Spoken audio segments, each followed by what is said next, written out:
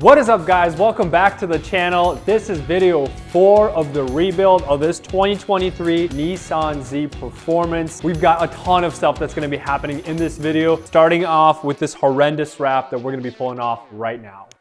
This is my first time ever taking a wrap off of a car, and boy, let me tell you, it's hard. The wrap actually has stickers on top of the wrap on these fenders, so as I'm taking it off, it was a little bit easier because the wrap is not ripping. You can see that there's some damage underneath this fender here and here, but that's not a big deal because we're going to be painting this fender as it is. Moving to the other side, just taking some wrap off the fender here. Working on this door, I'm really trying to keep the wrap all in one piece. I'm just thinking it's gonna make a cool thumbnail. But screw it, it was way too tough. The car is just rocking back and forth. You can see how strong that wrap is on there, so I'm just gonna rip it halfway and get this job done. So this is kind of what the process looks like taking the wrap off. First, I heat up the wrap, then I have to use my fingernails somehow to peel the edge and start working my way down. Honestly, super annoying. As you continue to work down, the wrap rips, just keeps ripping and ripping, and that gets really annoying. So you gotta apply more heat, keep it tearing over and over again. But with enough time, with enough patience, we got the whole thing off. Next, we gotta work on these headlights. So if you guys remember, these headlights are pretty dang damaged. See right there, they're cracked all along. This one is busted right around the backside right here. All we're gonna do is we're just gonna take a soldering iron and melt the plastic together.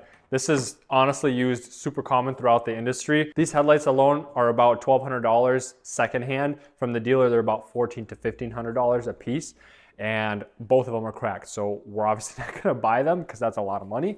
So what we're gonna do is we're gonna fix them and then put it back on. I can already see people in the comment section commenting, oh my gosh, you're so cheap, you can't buy some new headlights. I will tell you guys that fixing the headlight like this is all proper. It's still water sealed. And actually inside these headlights, I noticed, you know how in like your beef jerky packets, you'll get like these little packets that keep moisture out? The headlights have this to keep the moisture out. So even when we seal it up, if there is any moisture, which there isn't because we would have seen it, it's all gonna get soaked up and it's gonna be airtight. It's literally gonna be as good as factory.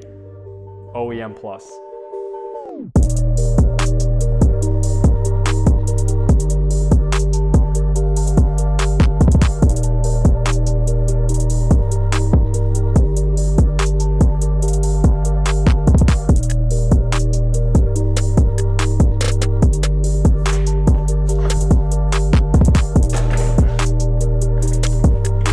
All right, the headlights are taken care of. Now we need to move the parts from the original door to the new door. We don't want to transfer all the parts because the door still has to be painted. As you can tell, this one's blue, this one's black. But the essential components like the door lock actuator and a couple other things, we're gonna swap over now so that when the framer is gonna be doing the work, he'll be able to line up the door and see how good it's gonna look.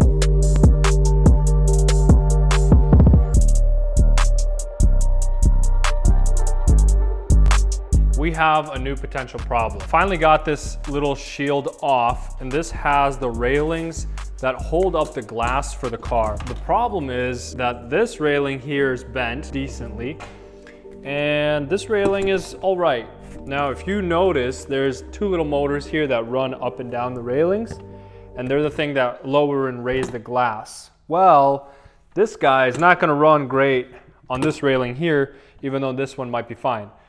On the inside of the door, there's another railing and a gasket that holds the glass in place that's also bent. This whole shield itself, you got the airbag sensor here and the little motor that raises and lowers the glass. This whole shield is bent too. I thought initially that we'd be able to just bend the shield out and we'd be fine, but now looking at the rails and seeing that the rails that move the window up and down are bent, we might have to buy a new system. I don't know if we're gonna buy it from the dealer. Hopefully we can take one off of an old 370Z. I'm gonna do some research and see what we can do here. We're not gonna transfer this piece yet. While the car is gonna be at the frame shop, we're gonna look into that and see what we can do about that. Hopefully we don't have to buy another one of these shields because we're already kind of over budget, but it's all right.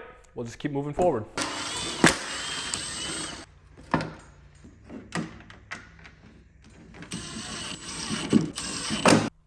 And that is a wrap. We transferred all the door components we needed to. Really, all we needed was this little thing that holds the door. the bolts, and this locking mechanism. There's the old door. Thing is gutted, but we still need to figure out what we're gonna do with the whole window situation. And we got the wrap off the car. We're good to go. We took the wrap off of the other skirt. I don't know what we're gonna do with this skirt. I went to the Nissan dealer and asked them how much a new skirt costs. It's about $550 for a new one. This one's got some scratches here. It's scratched pretty decently and damaged up here. And then on the side, on the corner here. And I'm scratching it up even more now as I'm talking. But I mean, $550 is kind of a lot for a skirt, so I'm gonna see if the body shop can fix it. If they can, I would much rather have them fix that. Without further ado, let's get into the frame shop.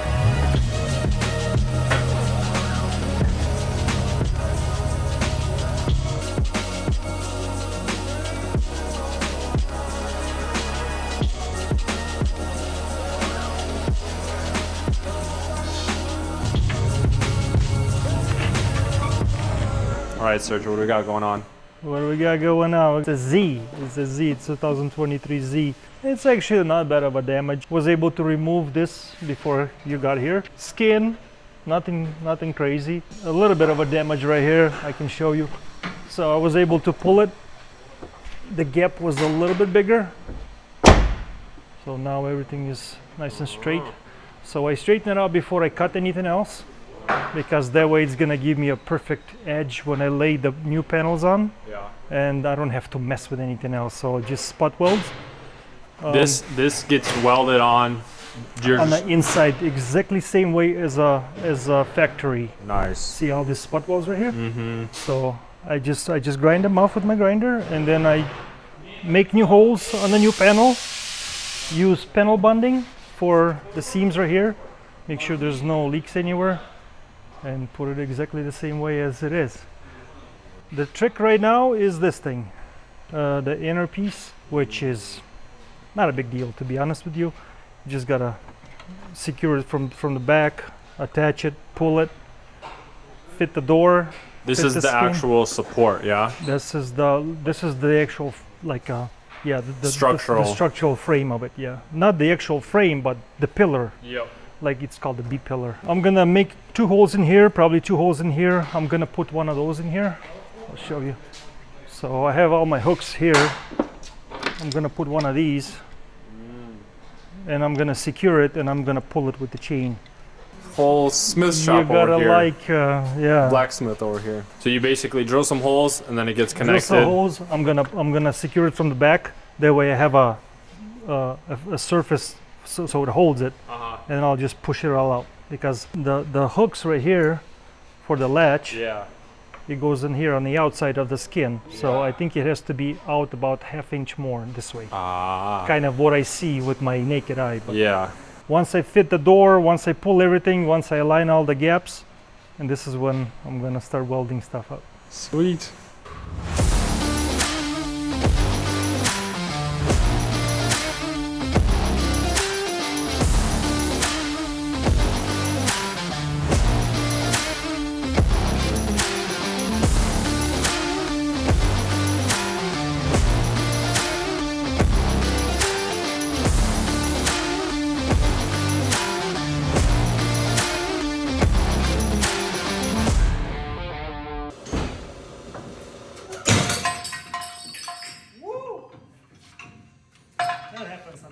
It is the next day. We're finally back here and the car is finally done. Unfortunately, couldn't get any footage of the welding and whatnot, but let's go check out the car right over there.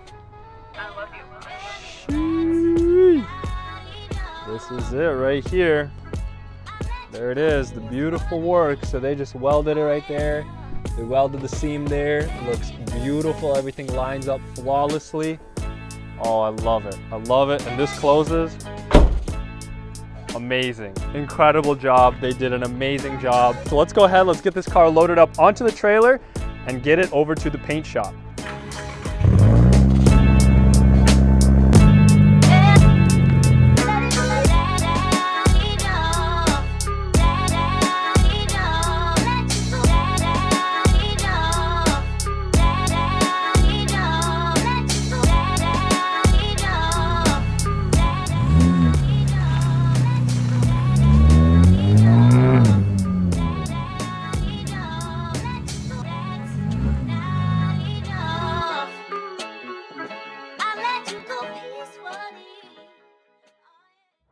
just like that, 3 weeks later, the car is finally painted. We paid a pretty penny for this paint. Let's take it out the trailer and see what we got. We'll reveal to you guys later how much we paid for the paint for this car. The body shop that did the work said this is actually the second most expensive paint color they've ever painted. The first was a Ferrari. Main reason for that is because it's a brand new color Nissan just started doing, and it is a tri-coat. So it's got 3 layers, plus a clear coat that goes on top. So 4 total layers that go onto the car.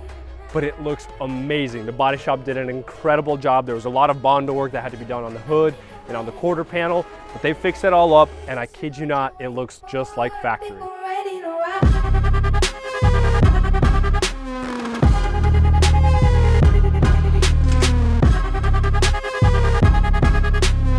So the panels that they painted was this quarter panel here, the door, the inside door jamb, the inside of this door here. They painted the fender, the rocker panel, the hood, the front bumper, which is in the car still.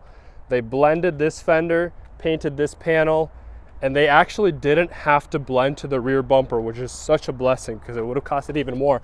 But I mean, the paint color, depending on the angle that you look at, it flows perfectly. They almost got it perfect to match. The door handle actually is painted from the dealer, so they didn't want to mess with that. This paint, when the sun hits it, I'm so glad that we still got some sunlight out here. Even though it's December 7th, it should be butt cold, but it's actually 50 degrees outside right now. Look at the sparkle of that paint. Beautiful. And it's almost like a color shifting color, depending on the angle that you stand. And the body lines on this car, it almost has like a little bit of a greenish tint, blue, dark blue, green tint. Oh my gosh, it looks incredible. So the hood had damage all along this body line here. And if you look now, no damage on the body line whatsoever. Didn't have to replace the hood. Essentially, the body shop had to scrape down to bare metal and then fill it with a bunch of Bondo and this other stuff called glass something. I don't remember the name of it, but they did an incredible job.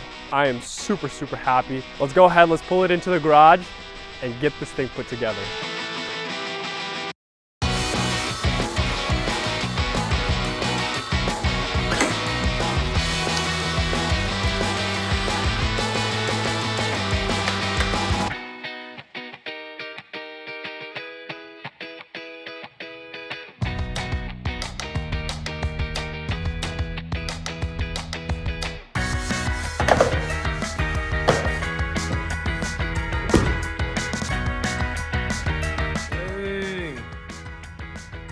The car is starting to look like a car once again.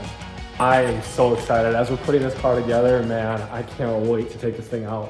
When a car gets into an accident and the airbags deploy, typically the seatbelts will tighten up as well. And with that, the SRS airbag module needs to be reset, telling the car that there are no faulty codes for the airbags, and then the car is ready to go. Now, in order to do that, we have to pull out the SRS airbag module. From the 370Z videos that I've watched, it's gonna be in this rear pillar here. Let's hope it's still there. Let's get it out.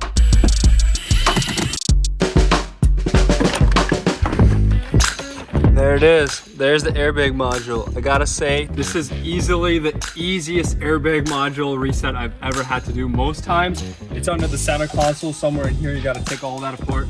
But this is literally right here. We take off this one plastic piece and it's right there. You just basically take off those 3 pins. There's some screws that hold it in place. We're gonna disconnect the battery before we do any of that because we don't want any other airbags to deploy.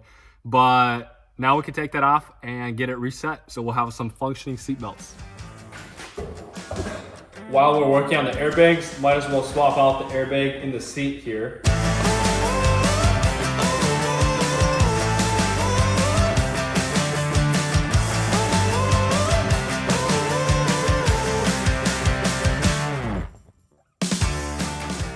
Just like that, we got the old airbag out and the new airbag in. Honestly, was not that difficult.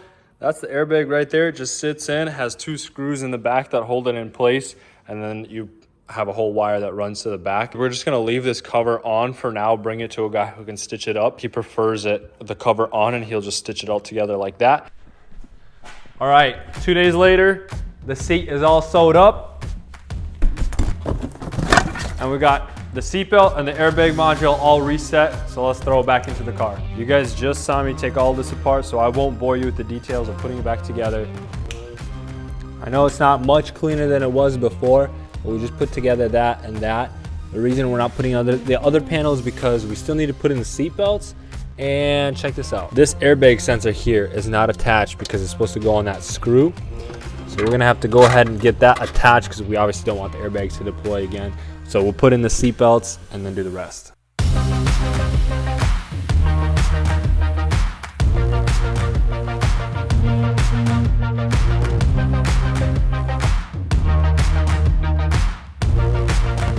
Okay, both seatbelts are in, the airbag module is in. So this is the moment of truth. We're gonna see if the airbag light is finally cleared.